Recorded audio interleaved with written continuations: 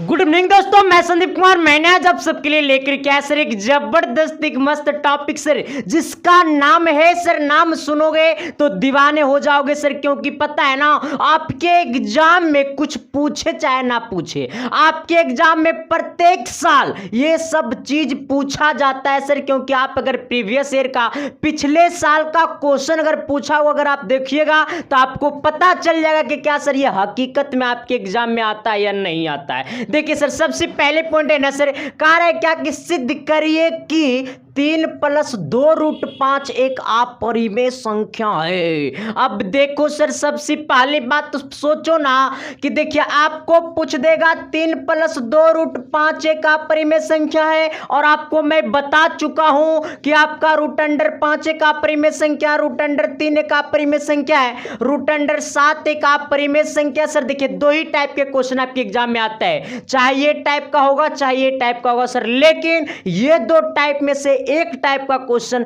आपके एग्जाम में कंफर्म रूप से ये आएगा, इसमें कोई शक नहीं है सर। शक रहेगा तो समझ लेना सर, हाँ आएगा सर। तो देखिए सीधे आपको मैं लेकर के चलता हूं अपनी मंजिल की तरफ सर। इससे पहले कि आप अगर हमारी चैनल पर पहली बार आए सर, तो चैनल को सब्सक्राइब करके बेल आइकन को प्रेस करके 10 तक शेयर कर देना, करना तो पड़ेगा रे भाई। आना देखिए सर क्या कह रहे हैं। अच्छा क्या रहा है सर, तो कह रहा है ना कि सिद्ध कीजिए कि 3+2√5 एक अपरिमेय संख्या है। इसका मतलब आपको मान करके चलना होगा। अच्छा अब सोचो, मैं कहूंगा कि आपके पास 10 रुपये है और सर आपके पास 90 रुपया रहा है ना, आपके पास 9 रुपया। मैं बलजबरी कर रहा हूं कि आपके पास 10 रुपये है।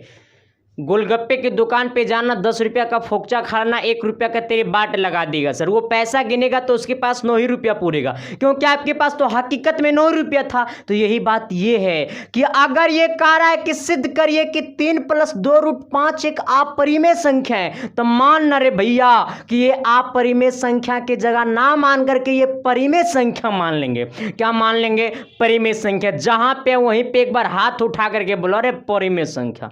कौन संख्या? परिमेय संख्या है ना सर। अच्छा अब देखो, हमको सिद्ध करना है कि आपका एक अपरिमेय संख्या है सर। सबसे पहले लिखो ना कि माना, यहां पर सबसे पहले आपको सॉल्यूशन लिखना होगा। क्या लिखना होगा सर? सॉल्यूशन लिखना होगा। लिखिएगा माना कि, अरे भाई माना कि 3+2√5 एक कौन संख्या है? तो एक परिमेय संख्या है। क्या है? परिमेय संख्या है। अब देखो ये मानना पड़ेगा सर, ये तो मानना आपको तो पड़ेगा ना, क्योंकि आपको मान करके बनाना है सर। अब देखिए इधर, अच्छा ये कह रहा है क्या 3+2√5 एक परिमेय संख्या मैंने माना है। इसका मतलब ये 3+2√5 बराबर ये परिमेय संख्या माने। क्या माने? परिमेय संख्या माने। परिमेय संख्या वो संख्या होती है यार, कौन संख्या होती है? जो P/Q के टाइप में होता है। इसका मतलब जब मैंने इसे परिमेय संख्या माना, तो परिमेय संख्या कहने का मतलब P/Q। अच्छा रे भाई, अब देखो ना रे भाई, कह रहा 3+2√5 एक अपरिमेय संख्या है, मैंने उसे माना कि यह एक परिमेय संख्या है। तो परिमेय संख्या कहने का मतलब P/Q। अरे P/Q। अब सोचो ना, इधर आइएगा। अच्छा जहां पे P और Q क्या है, तो P और Q जहां पे लिख लो, जहां P और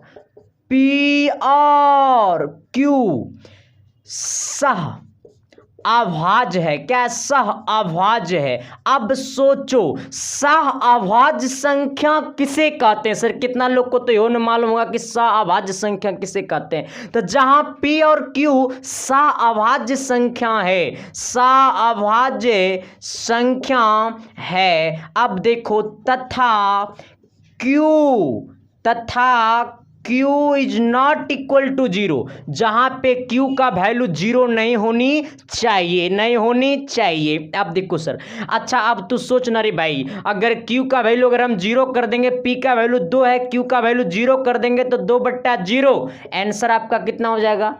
आंसर कितना हो जाएगा? इनफिनाइट हो जाएगा सर। इसलिए जहां पे Q का वैल्यू 0 नहीं होनी चाहिए, लेकिन कंडीशन ये है सर जी कि मैंने ये अभाज्य संख्या जो आप ये लिखे हैं, इसका मतलब हम नहीं जानते हैं। देखो, सअभाज्य संख्या वो संख्या होती है जिसका HCF कितना हो, 1 हो। जैसे मैंने आपको बोला कि 2 और 3 सहअभाज्य संख्या है। अच्छा, मैंने आपको बोला 2 और 3 सहअभाज्य संख्या है, तो क्या मैंने जो बोला वो झलका ना जी? अरे यस या न, तब बोलिए ना जी, तो थोड़ी सी मामला की तरफ बात करिए ना जी।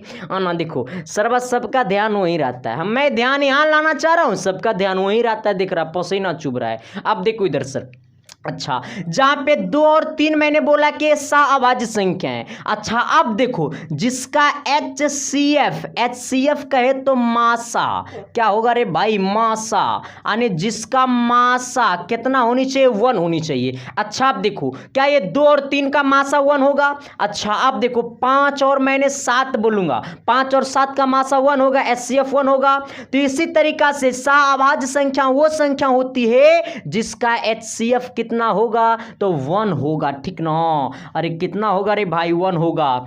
कहता है ना कि बचपन का प्यार मेरा भूल नहीं जाना रे, आना मगर भूल नहीं जाना रे। अब सोचो सर, अच्छा ये +3 है या -3? कहेगा +3 है गुरुजी, इसको उधर भेज दो। तो आपका हो जाएगा 2√5 बराबर P/Q, P/Q -3। ये +3 इधर गया -3, इसका मतलब 2 और यहाँ पे √5 बराबर यहाँ पे Q को एलसीएम करेंगे तो आपका हो जाएगा P- इससे इसको गुना करेंगे 3Q हो जाएगा। कितना Q हो जाएगा? 3Q हो जाएगा।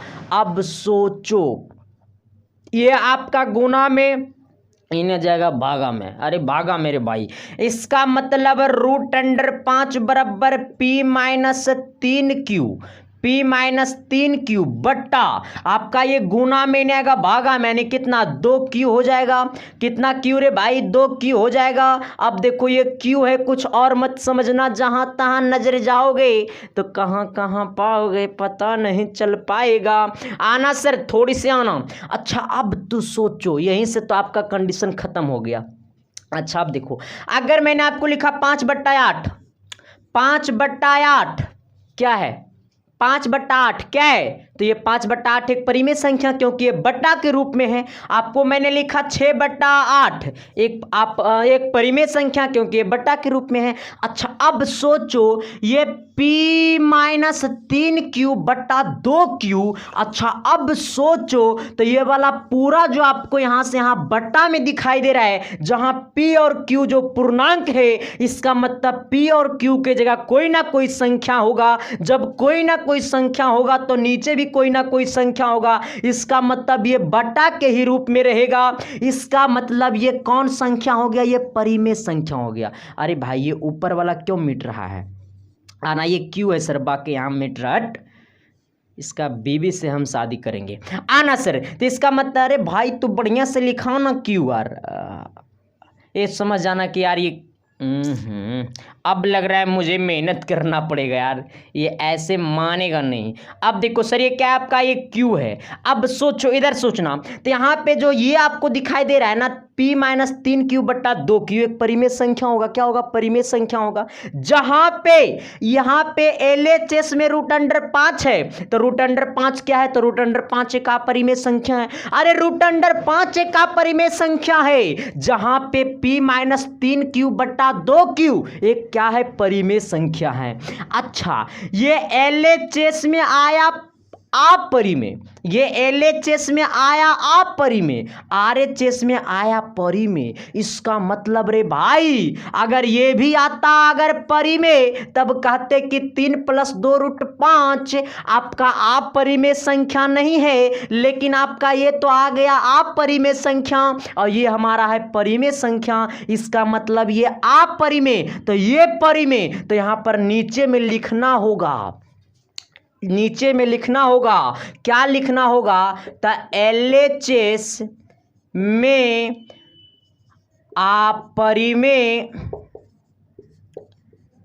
संख्या है। LHS में, ये LHS में कौन संख्या है? तो ये LHS में अपरिमेय संख्या है, अपरिमेय संख्या है, कॉमा कॉमा RHS में परिमेय संख्या है, परिमेय संख्या है।